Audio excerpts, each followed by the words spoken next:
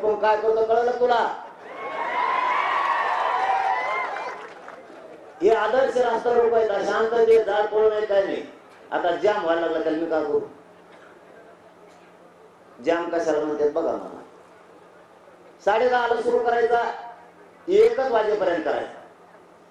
आपण आपल्या शेताकडे जायचं, आपले उद्योग करायचे, कारण जंगल मरून द्यायचे नाही, मराठी मरून द्यायचे नाही, सरकारला झोपून द्यायचं. 3-4 जबाबदाऱ्या. ज्याला 10 ते 1च्या दरम्यान काही कारणास्तव नाही करता आलं, अनेकांनी कारण असतात, काहीचे दुःखाचे असतात, काहीचे सुखाचे असतात, त्याने 4 ते 7 सोडायचं नाही. कारण यांची ट्रॉफी काढूस तर यांची काढायला आली पाहिजे. शांततेत परत.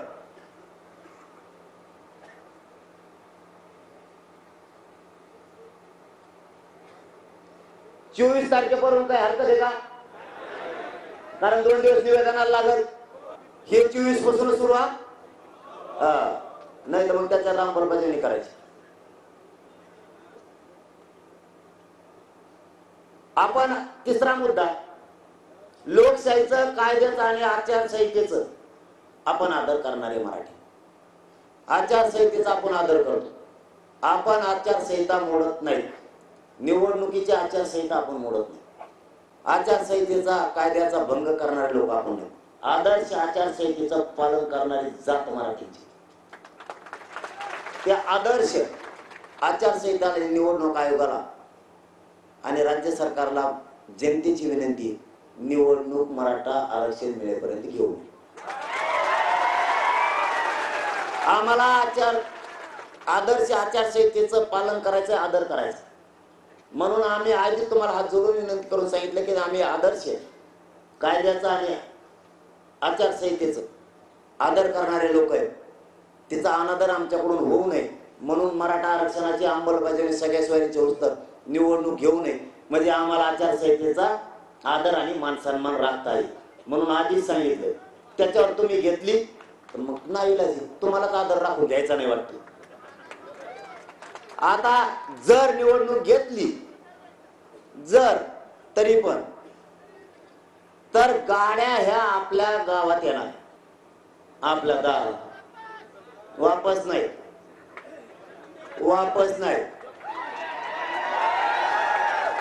आल्या गाड्या त्याच्या जाग्यावर उभा करायच्या आणि आपल्या कोठ्यात नेऊन लावायच्या. निवडणूक झाल्यावर त्याला नेऊन द्यायची. गाडी फोडायची नाही, पेटवायची नाही. आपल्या दारात मतदान कसं होईल रे? दमन येत नाही तुम्हाला. गाडी आपल्या दारातून त्याच्या कार्यक्रमाच्या ठिकाणी जाणार आहे. मंदिर कुठं असं ते हिशेब ठुले त्याचे. गाडी आपल्या गावात आली, उभा करायचे आणि त्या गाड्याच्या माणसं बाजूला काढायचे.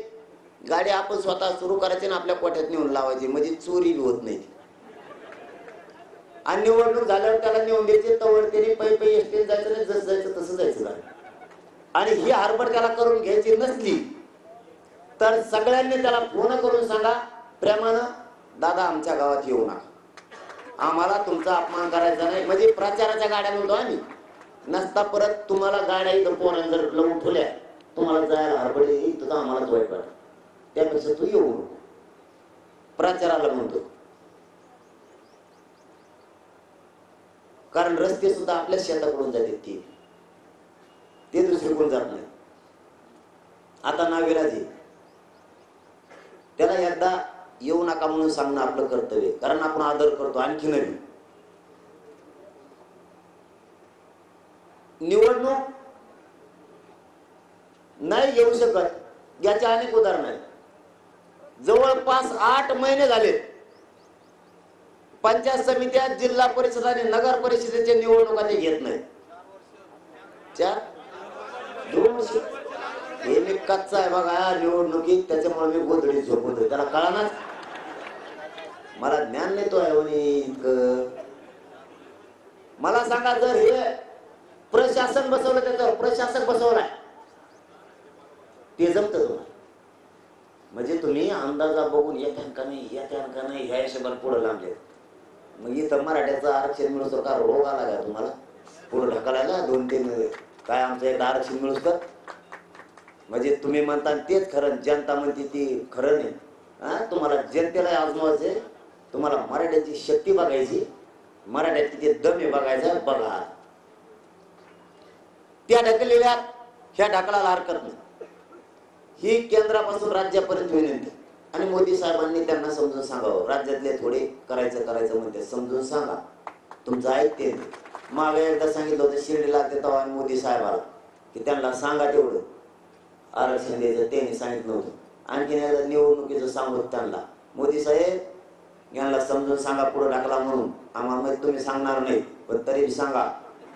नसता आमचे मराठी सांगतील, नुसते आमच्या मागं मराठीच नाहीत, सगळ्या जाती धर्माचे बेपट्टे गोवाड्याला सांगा जरा सगळेचे. कारण त्यांचं बी आरक्षण मागणार आहेत आम्ही. मुस्लिमाच्या आरक्षणात सुट्टीने धनगर बांधवाच्या कसे देत नाहीत बघतो, एकदा मराठा आरक्षणाचं मिळून द्या. सगळ्यांचा सुरू होणार दंगा आहे. निवडणूक घेऊन विनंती घेतली तर पुढची प्रक्रिया आम्हाला करावी लागणार.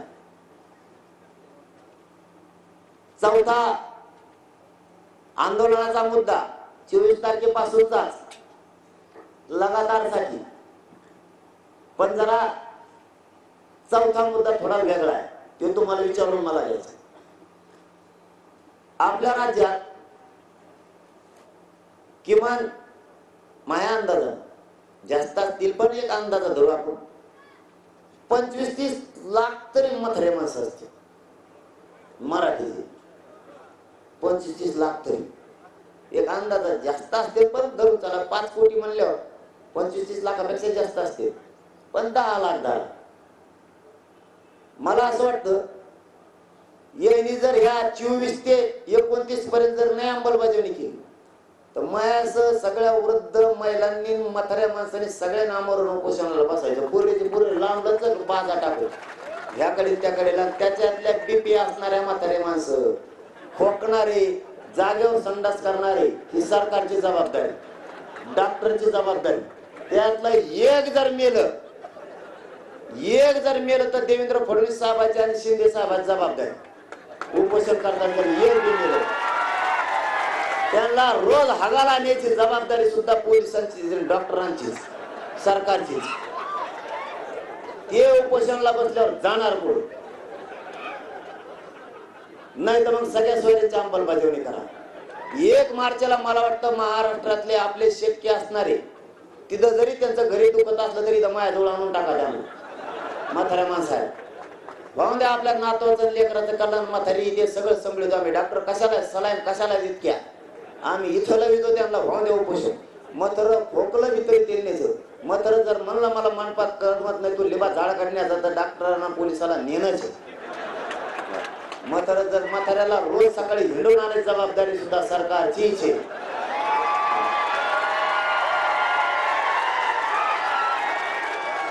काही आमच्या म्हाताऱ्या माणसांना बिडी वाढल्याशिवाय हलायला येत नाही, त्याला लांब नेणं सुद्धा जबाबदारी सरकारचीच आहे. ह्या वयात जर त्याची लढायची इच्छा असेल नातवासाठी तर सरकारला अडचण काय? सरकारला काय करायचं आमच्या म्हाताऱ्याचं? आमच्या म्हाताऱ्याला लढायचं म्हणतात, म्हातारपणाच दंड थोपाडले ते म्हणतात मला नातवासाठी लढायचं. आजी म्हणते माझ्या नातीसाठी मला लढायचं. आजीला ना आज्याला प्रॉब्लेम काय? सरकारला काय अडचण? आमचं किती वयाचं असू, 90 वर्षाचं म्हातारी बसायचं म्हणजे तिला दिसत नाही, तुला काय करायचं?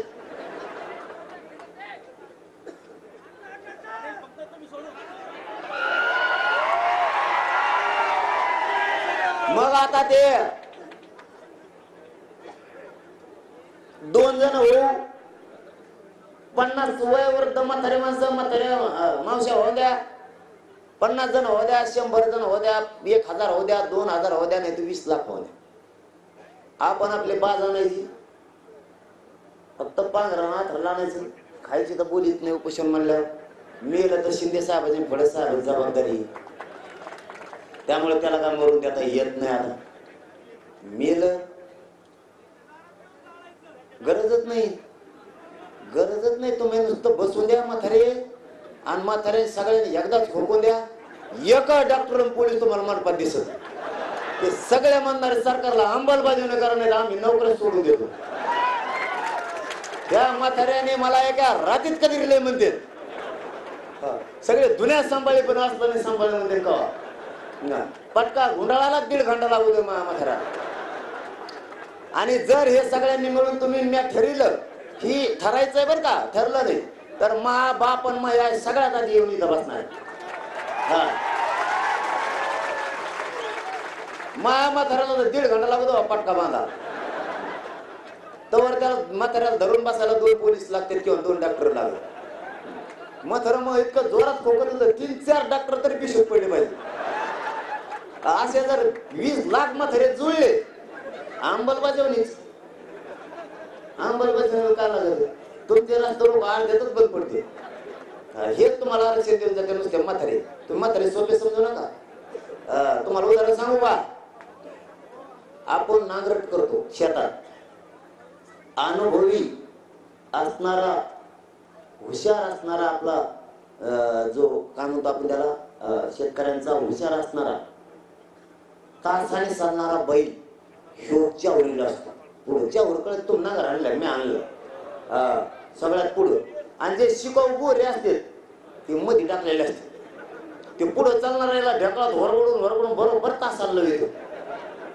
तर म्हाताऱ्या माणसाला इतका अनुभव असतो, तुम्हाला वाटत असेल कामातून गेलं ते कामातून नाही गेलं.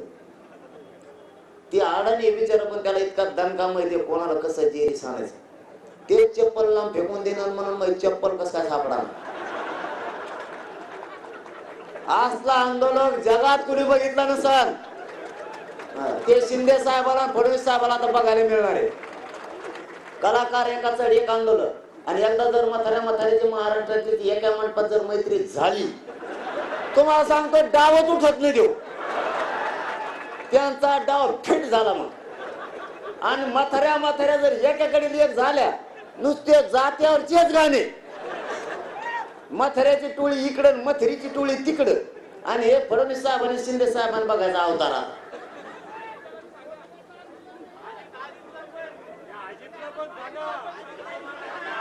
त्याला देणं घेणं नाही जणू.